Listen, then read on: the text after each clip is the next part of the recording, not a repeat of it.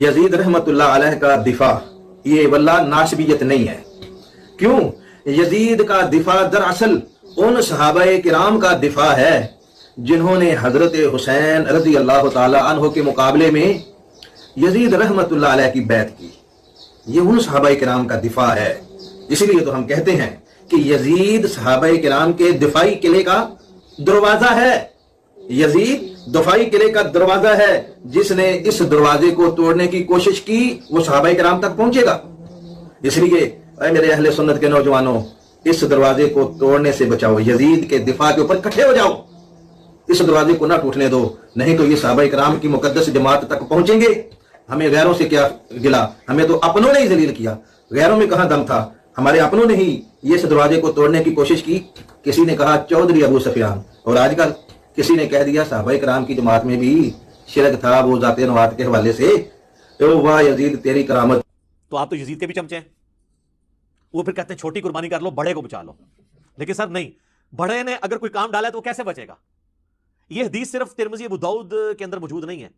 ये हदीस मेरे भाई मुस्नद अबी दाऊद अत-तयालसी के अंदर भी मौजूद है।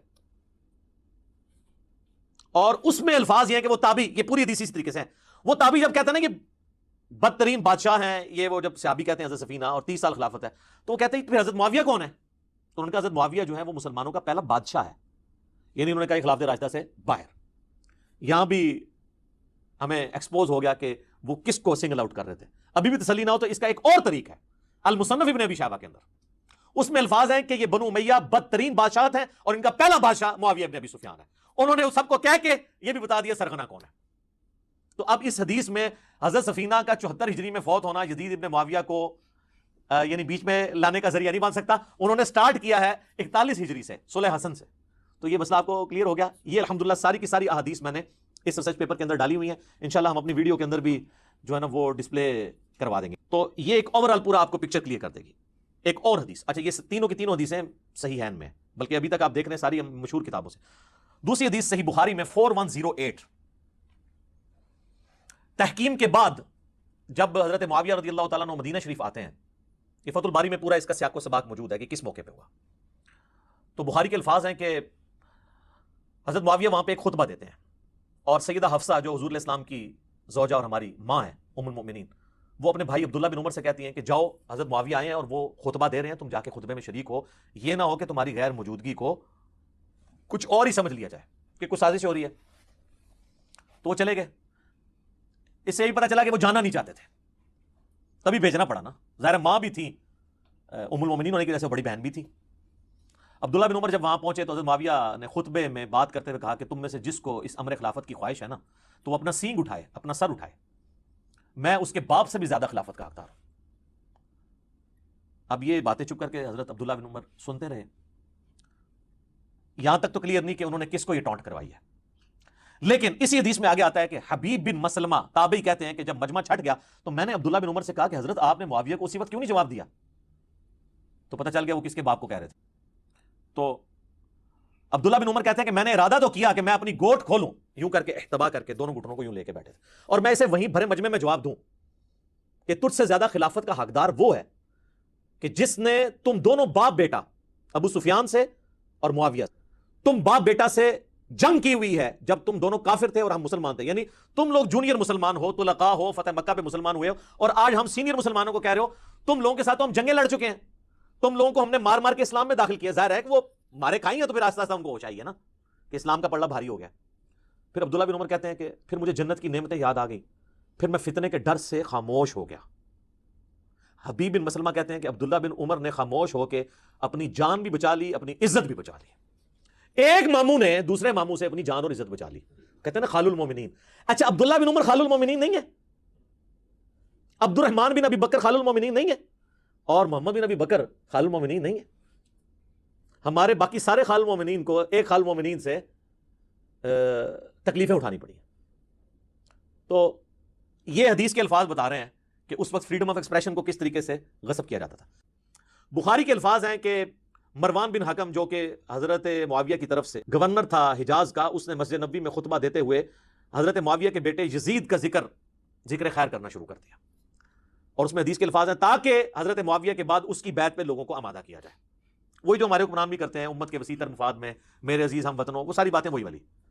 اور انہوں نے کہا کہ بھئی اللہ تعالیٰ نے ہمارے امیر المومنین کو یہ بات سجھائی ہے، وہ چاہتے ہیں کہ اپنے بیٹے کو خلیفہ نامزد کر دیں. تو بخاری کے الفاظ ہیں وہاں پہ عبد الرحمن بن ابی بکر، حضرت بکر صدیق کے بیٹے کھڑے ہوئے، اور یہ وہ بیٹا ہے جو حضرت عائشہ کا سگا بھائی ہے اس اعتبار سے کہ باپ اور ماں بھی کامن ہے. اور امام بخاری ذرا شریف النفس آدمی تھے، انہوں نے صرف اتنا لکھا کہ عبد الرحمن بن ابی بکر کھڑا ہوا اور انہوں نے کچھ کہہ دیا. وہ کیا کہا وہ ہم آپ کو بعد میں بتاتے ہیں. آگے بخاری کے الفاظ چلتے ہیں کہ مروان بن حکم نے کہا پکڑو اس کو. تو پتہ چل گیا کوئی چوبے والی بات کی. تو حضرت عبد الرحمن بن ابی بکر جو ہے وہ چونکہ مسجد نبوی میں بیٹھے ہوئے تھے، فوراً سے حجرہ عائشہ میں داخل ہو گئے اپنی بہن کے پاس. تو اب ظاہر ہے کہ سیدہ عائشہ کی تو گئی تو اس طریقے سے نہیں کر سکتا تھا.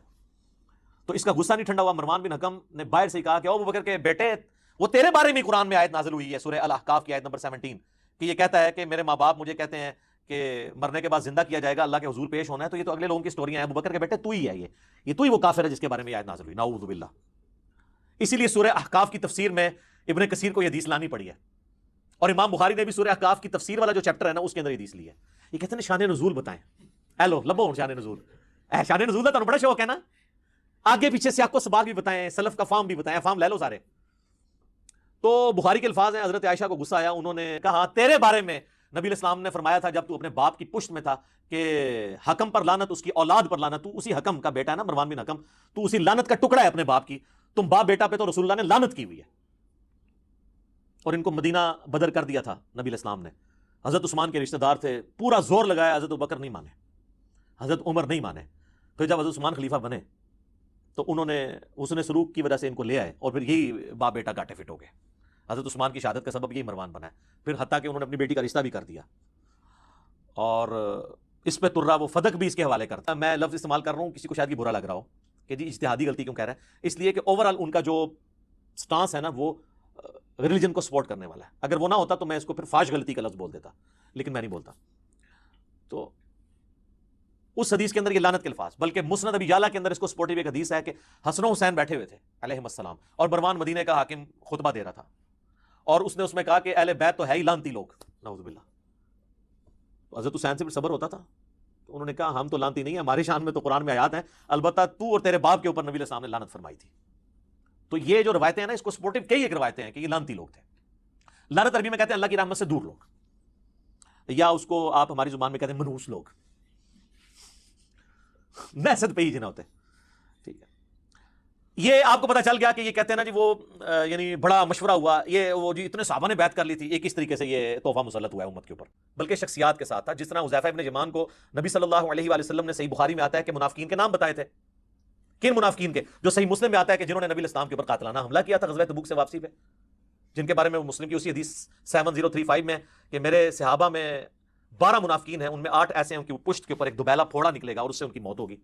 جو میں نے نہیں آپ کو بتانا کہ کس کس کی موت دوبیلا پھوڑے سے ہوئی ہے، یہ اپنے علماء سے پوچھ کے چلیں. ٹھیک ہے، تو اس بخاری کی حدیث میں آتا ہے کہ حضرت ابو ہریرہ کہتے ہیں دوسرا میں ظاہر کر دوں تو میری گردن کاٹ دو. اب اس کی ایکسپلینیشن صحیح بخاری کے اندر ہی موجود ہے. تابعی کہتے ہیں سعید بن عمر، وہ کہتے ہیں میں مسجد نبوی میں بیٹھا ہوا تھا اور حضرت ابو ہریرہ رضی اللہ تعالیٰ عنہ اور مروان بن حکم یہ دونوں مسجد نبوی میں موجود تھے، کیونکہ مروان بن حکم گورنر تھا اور جب کبھی وہ جاتا تھا تو حضرت ابو ہریرہ کو اپنی جگہ نہ گورنر مقرر کر کے جاتا تھا. لیکن یہ نہیں کہ حضرت ابو ہریرہ ان کے کوئی اعلی کار بنے تھے، وہ سچائی کرتے تھے. میرا پچھلے دنوں ایک کلپ ریکارڈ ہوا ہے انس بن مالک شیعہ، آپ دیکھ لیں، اس میں نے انس بن مالک اور ابو ہریرہ کا دفاع کیا. تو وہ کہتا ہے کہ جی میں بیٹھا ہوا تھا، مروان بن حکم، حضرت ابو ہریرہ بھی. تو حضرت ابو ہریرہ نے کہا مجھے صادق اور مصدوق نے یہ فرمایا تھا، سچے نے اور جس کی تصدیق کی گئی، کہ میری امت کی ہلاکت خاندان قریش کے نوجوان لڑکوں کے ہاتھ میں ہوگی. اب وہ ڈائریکٹ تو نہیں کہہ سکتے تھے بنو امیہ یا بنو مروان،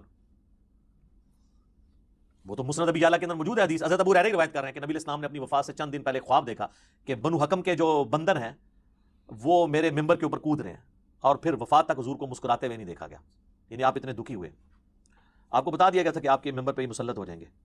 تو حضرت ابو ہریرہ کہتے ہیں کہ یہ بنو جو قریش ہیں ان کے ہاتھوں اس امت کی تباہی ہونے والی ہے. یہ سن کر مروان کہنے لگا ان چھوکروں پر اللہ کی لعنت ہو، حالانکہ وہ خود بھی تھا اس میں شامل نا. تو حضرت ابو ہریرہ نے فرمایا اگر میں چاہوں تو میں بنو فلاں اور بنو فلاں کا نام لے کر بتا سکتا ہوں کہ وہ کون ہے. ظاہر وہی تھا نا حکمران، تو اب وہ نام لیتے تو پھر حضرت ابو ہریرہ بھی شہادت کے درجے پہ پہنچتے نا. تو وہ انہوں نے آخری درجہ اڈاپٹ کیا اور یہ جائز ہے. یہ بعض لوگ جو تان کرتے ہیں نا حضرت ابو ہریرہ کے اوپر، بھائی آپ حضرت ابو ہریرہ کو حسین ابن علی تو نہ سمجھیں. مسلم شریف میں حدیث ہے کہ برائی کو ہو سکے تو ہاتھ سے روکو، ہاتھ سے نہیں روک سکتے تو زبان سے، نہیں تو کم از کم دل میں برا جانو. تو یہ حضرت ابو ہریرہ درمیان کے درجے میں تھے، زبان سے بھی کچھ بیان کیا اور دل میں تو ظاہر ان کو برا سمجھتے تھے. تو کہتے ہیں میں چاہوں تو فلاں فلاں بتا سکتا ہوں. راوی حدیث کہتے ہیں جب وہ لوگ شام کے حکمران بن گئے تو میں اپنے دادا اس صحیح تابعی کے ساتھ بنو مروان کے پاس جایا کرتا تھا، تو میرے دادا جان جب ان کم عمر لڑکوں کو حکمران دیکھتے تھے تو کہتے تھے مجھے لگتا ہے یہ وہی لڑکے ہیں جن کا ذکر حضرت ابو ہریرہ کیا کرتے تھے. اور جو اسی حدیث کے اندر موجود ہے، وہ حدیث کا راوی کہہ رہا ہے.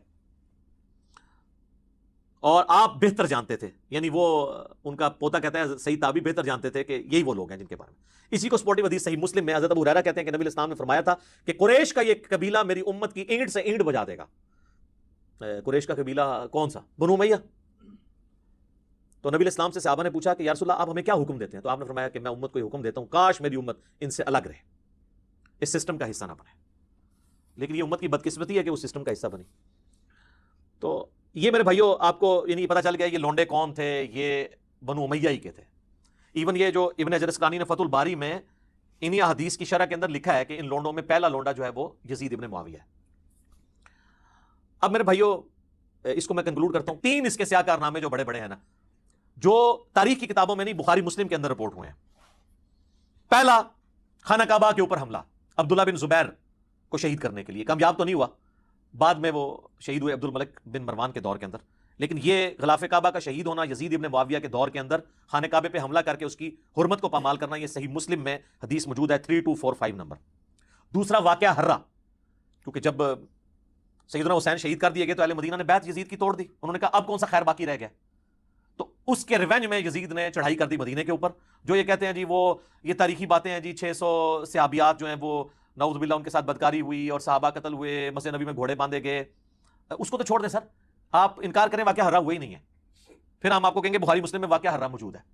ٹھیک ہے، بخاری میں یہ حدیث 2601 2959 4024 4906، مسلم 3339 3319 3323 سے جو ہے ٹیٹرا 3 تک، جس میں یعنی اہل مدینہ سے ریلیٹڈ احادیث بھی موجود ہیں کہ جو اہل مدینہ کو ڈرائے گا دھمکائے گا اس پہ اللہ کی لعنت، اللہ کے فرشتوں کی لعنت، تمام لعنت کرنے والوں کی لعنت. جو مدینے میں بدعت جاری کرے گا اس پہ اللہ کی لعنت، اللہ کے فرشتوں کی لعنت، تمام لعنت کرنے والوں کی لعنت. اللہ تعالیٰ نہ اس کو کوئی فرض قبول کرے گا قیامت والے دن، نہ کوئی نفل قبول کرے گا. واقعہ ہرہ کا ذکر موجود ہے، یزید نے قتل عام کیا. اور یہ واقعہ ہرہ اتنا سینسٹیو واقعہ ہے کہ اس کے اوپر پردہ ڈالے نہیں جا سکتے. سلف کا فہم یہی وہ واقعہ ہے جس کی وجہ سے امام احمد بن حنبل نے یزید کے اوپر بڑے سخت کمنٹس کیے تھے.